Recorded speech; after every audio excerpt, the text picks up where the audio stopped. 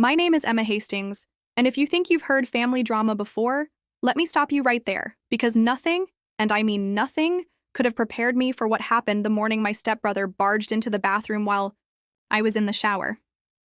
Maybe it's the universe's idea of a bad joke, or maybe it's just what happens when your parents decide to blend families halfway through your teenage years. But I've spent most of my adult life walking a line. One, side-labeled sibling, the other, stranger.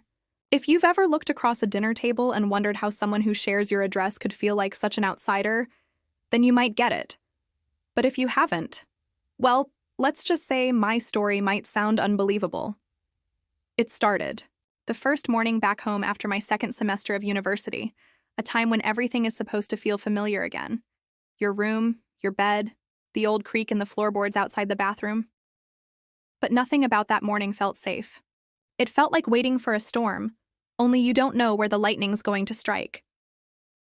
I'd just turned on the shower, the steam curling around me in little ghostly fingers, trying to rinse away the exhaustion of finals and the heavy silence that always settles after too much change.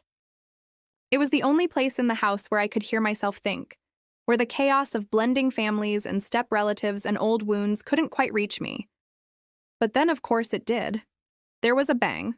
Sharp, too loud for this sleepy old house.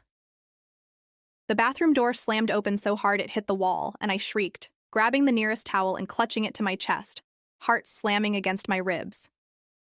For a split second, I thought I was dreaming. Then I heard him, Noah's voice, frantic and unmistakably real. "Emma, are you in here?" There's a particular brand of humiliation reserved for moments like these, the kind that makes your cheeks burn and your brain go blank. "Noah, what the hell are you doing? I'm in the shower." He didn't even hesitate. "I need help. It's urgent. Please, you've got to come. It's life or death." Through the frosted glass, I saw the blurred outline of my stepbrother, already halfway to a panic attack.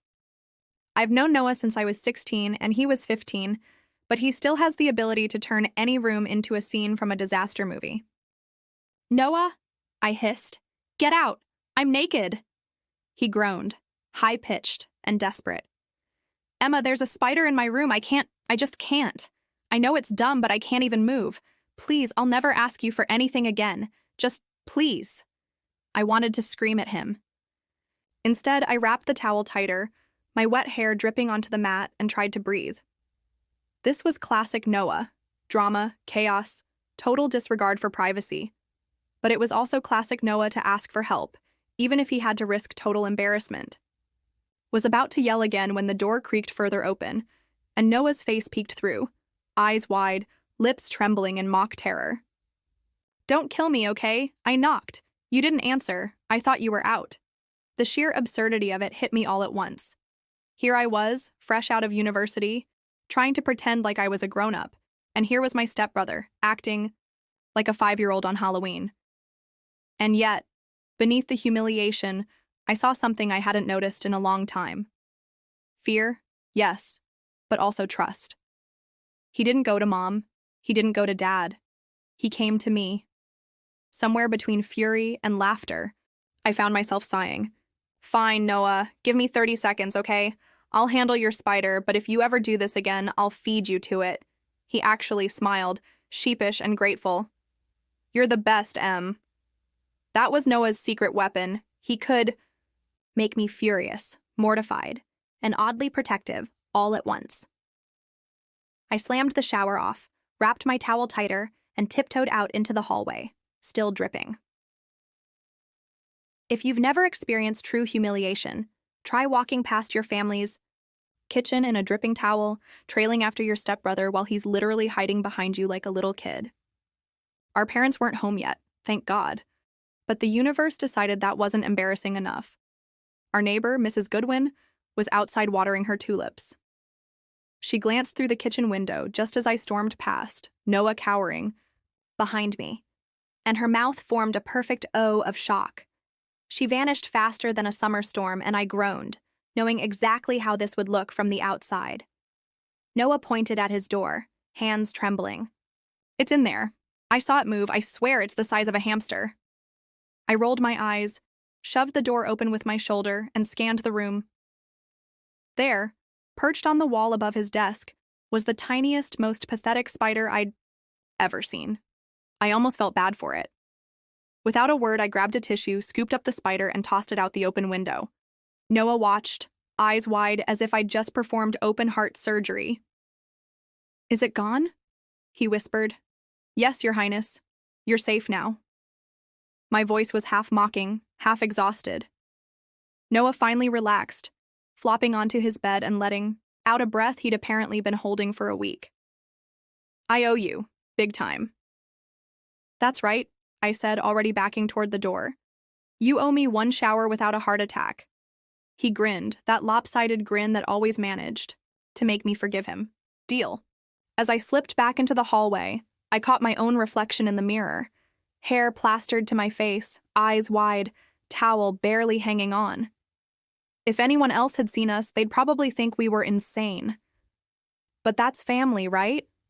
The people who see you at your absolute worst and somehow make you feel less alone. The people who barge in at the worst possible moment, then refuse to leave, even when you beg them to. I should have known that morning was only the beginning. Because sometimes the real story doesn't start with the drama, or the rumors, or the secrets. Sometimes it starts with the one person who refuses to leave your side, no matter how weird things get. And for better or worse, Noah was always that person for me. They say a lie can circle the world before the truth gets its shoes on. I always thought that was just a saying, until the morning after the bathroom incident. If you'd told me one silly mistake would turn my life into a circus, I'd have laughed. But by noon, I felt like I was the freak on display, and everyone else had bought front-row tickets. The day started quietly, deceptively normal.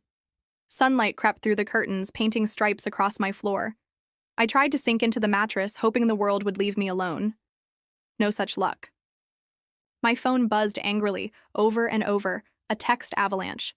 At first, I thought maybe Mom or Dad were checking in, but it was worse. Much worse. The first message was from my old friend Lizzie. Lizzie. "OMG, Em, why is everyone saying you and Noah were in the shower together? Is this some kind of prank?" My stomach dropped. Surely this was a joke. But the next one hit harder. "Jake. Dude, what's up with you and your stepbro? People are saying stuff. Yikes." I stared at the screen, heart thudding, then scrolled through the growing pile of notifications. Snapchat, Instagram, even an old group chat from high school. I barely recognized the usernames anymore, but the message was always the same. Suspicion, mockery, and that sick curiosity that comes from seeing someone else's life unravel in real time. Suddenly, I was 12 again, caught between my parents' divorce and all the whispered gossip. Only this time, it was me they were talking about. Downstairs, I could hear the clatter of breakfast dishes. I forced myself to get up, splash water on my face, and head for the kitchen, praying my stepbrother wouldn't be there. No such luck. Noah sat at the counter, phone in hand, jaw tight, scrolling. He looked up when I walked in, eyes wide, worried. "Emma, have you seen this?" he asked, voice low. I tried to laugh it off. "Yeah, some people really need a hobby." He bit his lip, looking younger than I'd seen him in years. Did we do something wrong? My gut twisted. I wanted to be angry at him, for barging in, for being so obvious, for letting the whole world in on our weird, messy family life. But I couldn't. None of this was really his fault. Before I could answer, the front door slammed open. Mom was home, grocery bags in hand, hair already frizzing from the July heat. She glanced at us, her radar pinging immediately. "What's going on?" she asked. "You two look like you've seen a ghost." Noah and I exchanged a glance. "Nothing," we both said too quickly. She wasn't buying it. "Emma, honey, is there something you want to tell me? I got a call from Mrs. Goodwin next door. She seemed concerned." The word hung in the air like a thundercloud. Concerned. I almost laughed. What was she picturing? My mind flashed back to Mrs. Goodwin's shocked face at the window. Of course she'd seen me, dripping in a towel, with Noah hiding behind me. My cheeks flamed. There was a spider in Noah's room. I blurted. He freaked out. I was just helping him, that's all. Mom's eyebrows shot up, her lips twitching. That's all? I nodded furiously. Yes, that's all. Why does everyone act like... My voice caught. Suddenly, the humiliation and anger boiled over. Why can't we just be a normal family for once? Mom opened her mouth. But Noah cut in, his voice fierce. It's my fault, Mom. I barged in. I just panicked. For a moment, the room was quiet except for the soft hum of the refrigerator. Mom sighed, setting the groceries on the counter. You kids, honestly, next time, try not to traumatize the neighbors, okay? I tried to smile, but inside, I felt raw and exposed. My phone buzzed again, as if the world was reminding me I couldn't escape the gossip. The rest of the day blurred. Calls, texts, whispers behind cupped hands. Every time I walked past the window, I felt eyes on me. My chest tightened with every fake smile, every forced, I'm fine. But the worst part was Noah. He tried to keep it light, making jokes about becoming showergate celebrities, drawing little comics on the backs of napkins and sliding them across the kitchen table. He even taped a handwritten sign to the bathroom door. Warning, Emma may be naked inside. Enter at your own risk. But underneath the humor, I saw the cracks. His nervous hands, the way he avoided my eyes, how he lingered just out of reach. That night, I couldn't sleep. The walls felt too thin, the air too heavy.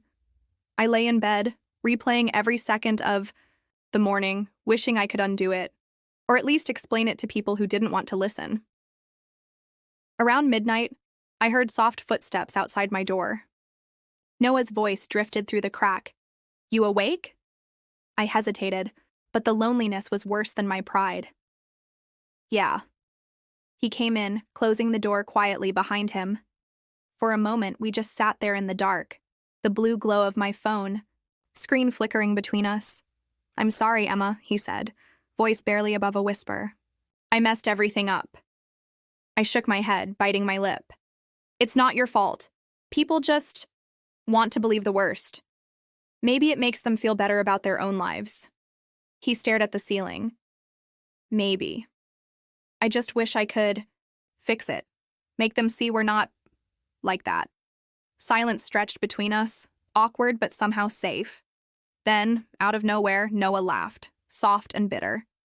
You remember that time Dad caught us building a fort in the living room? He thought we were going to burn the house down. I snorted. He grounded us for a week, for using too many blankets. We both smiled, memories washing away some of the day's sting. For a few precious seconds, we were just two kids again. No rumors, no parents, no world outside the walls of my messy bedroom. But the quiet didn't last. My phone buzzed again. A new message from an unknown number. Slut. I didn't cry. I didn't even move. I just stared at the word until my eyes burned. Noah saw it. He put his hand over mine. Gentle, protective. Don't let them get to you, Em. They don't know you. I nodded, not trusting myself to speak. My chest felt hollow, like something important had been scooped out and thrown away. That night, I realized something. Maybe I couldn't control what people said about me. Maybe I couldn't even control what my own family thought. But I could control one thing. How I treated the people who stood by me, even when things got ugly. Noah didn't leave. Not when it was awkward, not when it was humiliating, not even when the world turned against us. He just stayed, quietly, stubbornly, refusing to let me go through it alone. And for the first time in a long time, I was grateful for my complicated, infuriating, impossible stepbrother. Because sometimes family is just the person who knocks on your door at midnight, not asking for anything, just being there, even when you wish the world would disappear. It started as a distant grumble in the clouds, low, almost lazy, as if the sky was toying with the idea of a storm. I sat at my window watching the darkness gather, the whole house holding its breath. There was a heaviness in the air that no one talked about, but we all felt it, like the moment before a fight, or the silence after an argument. Everything. Tense. everything waiting. I tried to distract myself with music, headphones pressed tight to my ears, but nothing could drown out the gossip echoing in my mind. I could see it all, scrolling endlessly. Memes, jokes, lies. I kept picturing Mrs. Goodwin's face, my mom's suspicious questions, the word slut glowing on my phone in the dark.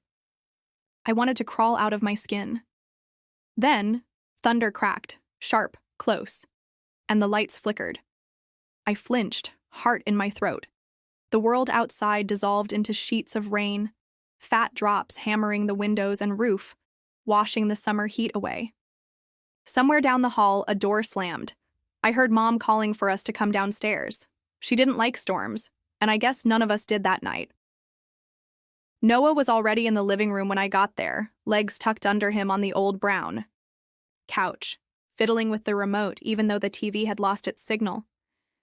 Candles glowed in pools of yellow light, turning everything soft and strange. Dad poked at the fireplace, pretending he could coax it to life. Mom set out snacks, like a sleepover, if you ignored the nervous glances she kept sneaking at her phone. We sat in a circle, the four of us, shadows flickering across our faces, silence stretching out like a rubber band. My parents made awkward, small talk, weather, work, the price of milk, but I could tell no one was really listening. The storm outside was nothing compared to the storm inside. At some point, Dad suggested a board game, but nobody moved. Noah just stared at the rain, lost in his own head. Then, for reasons I still can't explain, I blurted it out. Can we just talk about it? Please? The room went still. Even the thunder seemed to pause. Dad frowned. Talk about what, Emma? I swallowed hard, wishing I could shrink into the sofa. The rumors. Everything that's been happening. I know you've all heard it, so can we please just say it out loud for once? Mom looked away. Noah's fingers drummed a nervous beat on his knee. Dad cleared his throat. Emma, sometimes it's better to just let things blow over. No, it isn't, I shot back. That's what we always do. We pretend nothing happened until it's too late, and then we wonder why things never change. For a second, I thought I'd gone too far. My heart hammered in my chest. But then Noah spoke. Soft. So soft I barely heard him. She's right. He picked at a loose thread on his sleeve, voice shaking. It's not just about the stupid spider or the shower. It's everything. People at school, they've been talking about us for years. He paused, glancing at me, then back at our parents. They make jokes about step-siblings, about how we're not really family, or how it's weird, or how... He stopped, choking on the words. I reached for his hand under the blanket, squeezing hard. Noah gets bullied. People call me names. They say stuff that's not true, and it hurts. Mom's eyes shone in the candlelight. Why didn't you ever tell us? Noah shrugged, tears glinting at the corners of his eyes. Didn't want to make things worse. Didn't want to be the reason we moved again. For the first time in what felt like years, I saw how tired he was. Tired of being strong, of pretending, of always laughing it off. And suddenly, I realized how tired I was too. I hate it, I whispered. I hate that we have to pretend everything's fine when it isn't. The rain hammered louder, wind howling through the eaves. But in that tiny living room, for one strange, fragile moment, we were safe. The walls didn't matter. The rumors didn't matter. It was just us, broken and angry and afraid, but together. Dad spoke first, his voice unsteady. I'm sorry. Kids, I should have known. I thought if we just kept our heads down, things would get easier. Mom wiped her eyes, reaching for both of us. You don't have to hide anymore. Not from us. For a while, no one said anything. We just sat, hands linked, the storm shaking the house. Then slowly, Noah started to talk. He told us about the locker room taunts, the anonymous notes, the way people looked at us in the halls. I told them about losing friends, about the whispers that followed me everywhere I went. Each word felt like a weight lifted, like poison draining out. Mom and Dad listened, really listened for the first time. Eventually, the storm softened, rain turning to a quiet, steady patter. The candles burned low. My parents drifted off to bed, but Noah and I stayed up, wrapped in an old quilt, watching the lightning fade to nothing.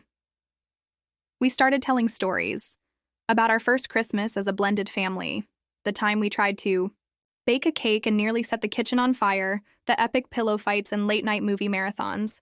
We laughed until our sides hurt, tears drying on our cheeks. When the power finally blinked back to life, the world felt different, lighter somehow. The house was still the same, the rumors were still out there. But inside, something had changed. Noah nudged me, grinning. You know, for someone who's supposedly corrupting her stepbrother, you make a pretty good big sister. I rolled my eyes but couldn't help smiling. And you're a pain in the butt, but I wouldn't trade you for anything. He got quiet then, twisting a pillow in his hands. You think things will get better? I thought about it, watching the rain drip down the window. I think, as long as we don't leave each other alone, maybe they will. The clock struck 3. I felt safe for the first time in weeks. No judgment, no fear. Just 2 siblings, side by side, facing the world together. That night, as I drifted off to sleep with thunder echoing in the distance, I realized secrets lose their power once you let them out into the light. And sometimes, the only way to weather the storm is to have someone to hold on to, even if the world outside doesn't understand. If I thought the storm had passed, I was wrong. Sometimes the worst part isn't the thunder or the rain, but what comes after, when everything is damp, raw, and the damage is suddenly impossible to ignore. The next morning, the world outside looked scrubbed clean, puddles glittering on the driveway. But inside me, everything still felt muddy. My phone pinged before I'd even rolled out of bed. More notifications, more whispers, more people who didn't know anything about me but acted like they did. I almost left it on silent. Almost. But curiosity is its own kind of poison. I scrolled. A new meme had started making the rounds. My face, badly photoshopped onto a shower scene from some B-list movie, Noah's panicked expression pasted beside me. The caption read, "Keeping it in the family? Yikes!" I closed my eyes, wishing I could disappear. But I couldn't avoid school forever, and I couldn't ask Noah to hide with me. So I got up, pulled on my armor, jeans, hoodie, a look that said, "Don't talk to me," and trudged downstairs. Noah was waiting, his own phone face down on the kitchen table, jaw set. He gave me a tiny, nervous smile. "Ready for the firing squad?" I tried to laugh, but the sound stuck in my throat. As I'll ever be. Mom wanted to drive us, but we both insisted on walking. The air outside was sharp, clean after the rain. We walked in silence most of the way, steps squelching in puddles, the occasional car splashing past. Just before we turned the corner to the school, Noah stopped and looked at me, serious for once. "Whatever happens in there," he said, "don't let them get to you. None of them matter." "Not really." I nodded, but my stomach felt hollow. The school doors loomed ahead, glass and metal, and the echo of last week's laughter turned sharp and cruel. I could already hear the whispers. We barely made it past the front steps before it started. Kids leaned together, heads close, voices pitched just loud enough for us to hear. "Look, it's the shower siblings. Bet they lock the door now. Maybe we should give them their own bathroom." I kept my head down, refusing to give them the satisfaction of a reaction. But it burned, every word, every glance. It got worse in homeroom. Someone had taped the meme to my locker, printed in color like a sick joke. I crumpled it up, but the damage was done. Everyone stared. Noah found me between classes, his face pale, eyes wild. "We should go to the principal. This is harassment." Shook my head. "It'll just make it worse. They'll say we're overreacting." He stared at me, fists clenched. "You shouldn't have to deal with this, not because of me." That stung more than any rumor. I wanted to hug him, but I didn't. Want to give them more ammunition. The day crawled by, every hour heavier than the last. At lunch, a group of boys started making shower noises when I passed. One even tossed a wet paper towel at my feet. My face burned.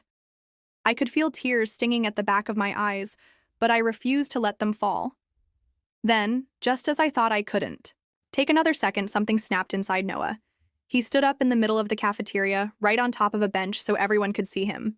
"Hey," he shouted, voice echoing off the walls. "You all want to know what happened? Fine, I'll tell you." A hush fell over the room, all eyes locked on him. Noah's voice shook, but he kept going. "I have a stupid phobia of spiders. Always have. There was one in my room and I panicked. I barged into the bathroom. Yeah, while Emma was in the shower because I needed help. She wasn't doing anything wrong. She was just being a good sister, even when I embarrassed her. All these rumors, all these jokes, you're not making fun of her, you're making fun of me. So go ahead. Laugh, I can take it, but leave her out of it." He stepped down, fists trembling, jaw set like stone. The cafeteria was silent. Then someone, maybe out of shock, maybe respect, actually clapped. A few others joined in, and slowly the tension ebbed. But I knew this wasn't over. After school, the principal called us both into the office. She looked tired, shuffling through printouts of memes, messages, screenshots. "I'm sorry you're going through this," she said. "Do you want to file a report?" Noah glanced at me, then shook his head. "We just want it to stop," she nodded. "We'll talk to the students involved. If you change your minds, let me know." The walk home was quiet, but different, a heaviness replaced by something like relief. The sky was clear, the air sharp, and for once I didn't feel like I was suffocating. That night, Mom and Dad sat us down at the kitchen table. Mom's eyes were red, Dad's jaw tense. "You two shouldn't have to go through this alone," Mom said, reaching for my hand. I felt something in my chest loosen, a knot I hadn't realized was there. For the first time, I told them everything. How bad the rumors had gotten, how scared I was to even come home. Dad listened, eyes dark. "I'm proud of you," he said quietly, voice rough. "Both of you." Noah squeezed my hand under the table. I realized I wasn't angry at him anymore. If anything, I was grateful. He'd taken the blame, stepped into the fire to shield me. That took more courage than I could ever admit out loud. Later, lying in bed, I scrolled through my phone again, dreading what I'd find. But the messages had changed. "Hey, Emma, sorry about all the jokes. That was messed up." Noah's "Got guts. You guys okay?" I stared at the screen, tears finally falling. Maybe things weren't fixed, maybe they never would be, but for the first time, I saw a way forward. A notification popped up, Noah from down the hall. "Still here, not leaving. Night, M." I typed back, "Night. Thanks for standing up. For me." His reply came instantly. "Always." I smiled, phone cradled to my chest, the world quiet at last. Tomorrow would bring more challenges, more whispers, maybe more pain. But tonight, for the first time, I knew I wasn't facing it alone. Because sometimes family isn't about blood. It's about the people who take the blame for you, who stand up when you can't, who refuse to leave, even when it would be easier to walk away. And that, I realized, was something worth fighting for. People like to say everything returns to normal eventually, but nobody ever defines what normal means. For me, normal had always been a moving target, a feeling that shifted every time life threw something new at me. The week after Noah's speech, that word felt further away than ever. Some things did get better. The memes faded. The jokes stopped being funny. Even the stares, sharp as needles, began to dull around the edges. Teachers pulled me aside to check. And old friends, some real, some only pretending, came out of the woodwork, offering apologies and distractions. But a new kind of pressure replaced the old. Whispers turned into curiosity, and curiosity turned into expectation. People watched Noah and me everywhere we went, waiting to see if we'd mess up again. I felt like a bug under glass. Graduation crept closer, like a train I couldn't stop. I should have been excited. Everybody else was. College acceptance letters piled up on my desk. Mom planned a party, Dad booked dinner reservations, but I felt stuck, holding my breath, afraid that if I moved too fast, the fragile piece would shatter. Noah felt it too. He hovered around the house quieter than usual. Sometimes I'd find him in the backyard at night, lying on the old trampoline, staring at the sky. Other times he'd text me from the next room, little jokes or memes he'd found, trying to make me smile. One afternoon, a week before I was supposed to leave for college, I found him in the garage, rummaging through dusty boxes. He glanced, up, startled, cheeks flushed. "What you doing?" I asked, feigning nonchalance. "Looking for something," he said, voice muffled as he ducked behind a stack of winter coats. "You'll see." He wouldn't meet my eyes, so I let it go. I was used to his mysteries by now. That night, I tossed and turned, anxiety buzzing in my chest. I kept thinking about everything that had happened. About the spider, the shower, the rumors, and how a single misunderstanding had nearly torn us apart. What if the next misunderstanding didn't blow over? What if I wasn't here to stand up for Noah? Or worse, what if, once I left, he stopped standing up for himself? The day before I was supposed to leave, the house felt too small. Mom fussed with my suitcases, Dad made lists, Noah vanished into his room for hours. I tried to help, but every time I picked something up, my hands shook. That evening, as the sun set, painting the sky gold and purple, Noah knocked on my door. He looked nervous, a pillow clutched in his hands. "Come with me?" he asked, voice uncertain. I followed him down the hall, out the back door, and onto the damp grass. There, in the middle of the yard, he'd rebuilt our old childhood pillow fort. Blankets strung between patio chairs, string lights draped overhead, a battery lantern flickering inside. I froze, emotion choking me. "You did all this?" He grinned, sheepish. "You always said the best nights were the ones we spent out here, talking until we fell asleep." Inside, it was cramped and cozy, pillows stacked everywhere, the scent of grass and rain rising from the ground. Noah pulled out a bag of chips, 2 cans of soda, and our favorite deck of cards. For a while, we just sat in silence, listening to the chorus of crickets and the occasional distant bark of a neighbor's dog. It felt timeless, like we were kids. Again, long before anyone thought to judge us, long before life grew sharp edges. I fiddled with the playing cards, not looking at him. "You scared, Noah?" He didn't answer right away. When he finally spoke, his voice was so soft I barely heard it.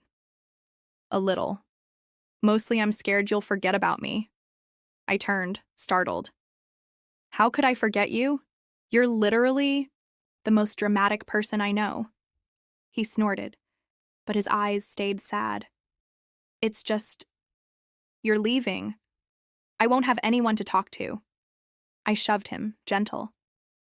"You'll have Mom and Dad." "It's not the same," he whispered. "They don't get it the way you do."